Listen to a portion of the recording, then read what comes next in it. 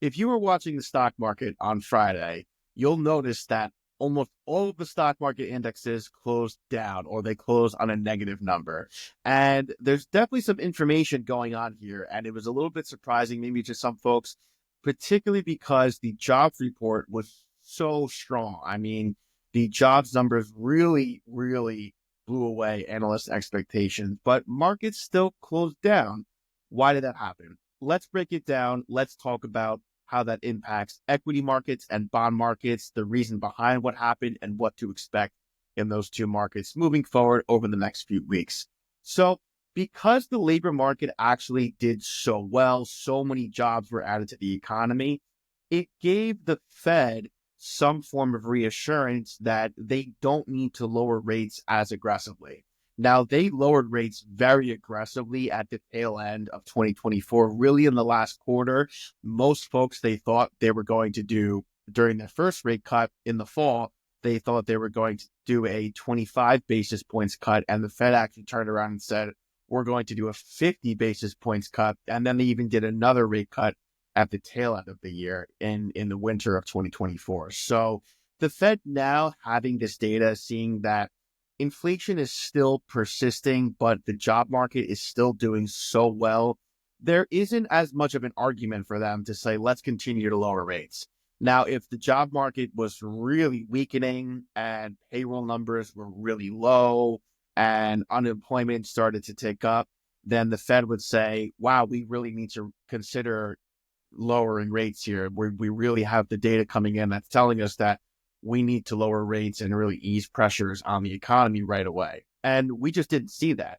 The jobs report came in much stronger than anticipated, and even unemployment went down. It went from 4.2% to 4.1%. So, on two major fronts for Fed data and what they look at, both of those indicators told them don't lower rates. And the market reacted to that.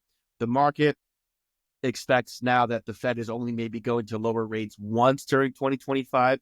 During 2024, there was a lot of talk that the Fed might lower rates maybe 3 or 4 times.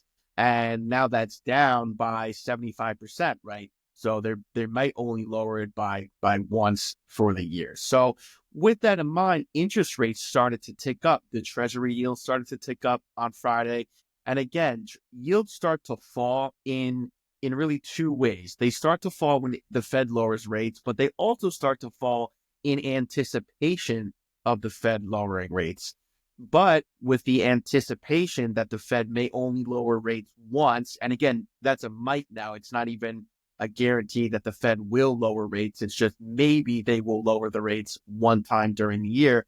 Treasury yields are now pricing in that fact and rates are going up. And that just caused, again, some sort of negative sentiment in the equities market and somewhat of a negative sentiment in the bond market, but this actually could be a good thing in the grand scheme of things.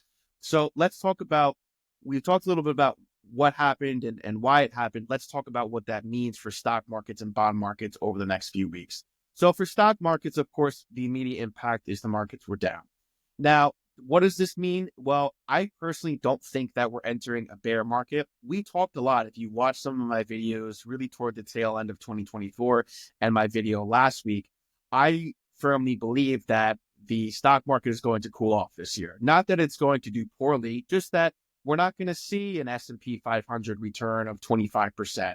We're not going to see the consumer sector and communications and technology do 30, 35, 40% rates of return, right? I mean, of course, it could always happen, but the chances of that happening are just so much less likely. We were in a very overbought situation, a very overvalued situation in the market. Not that that's a bad thing, but the market's going to take its step back, and that's exactly what it's doing.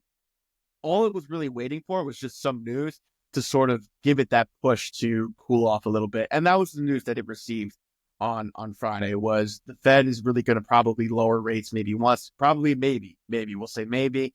And with that in mind, Treasury yields went up and the stock market, of course, pulled back. I don't think we're out of the bull market. I still think markets are going to do well overall throughout the remainder of the year. And during pullback situations, this actually creates good opportunity to a lot of folks. Some folks look at their statements and say, oh my gosh, my account is down. What do I do? Well, the answer to what do you do, it's A, wait it out, wait for the market to come back, or B, try to look at opportunities. Where can you reposition assets or where can you find buying opportunities in the equity markets because they're on sale, right? If a stock is at $10 and then now it's down to 7, but it's still worth 10, it's just down to 7 because of the news and what's going on. I look at it, I say, wow, that's a 30% discount.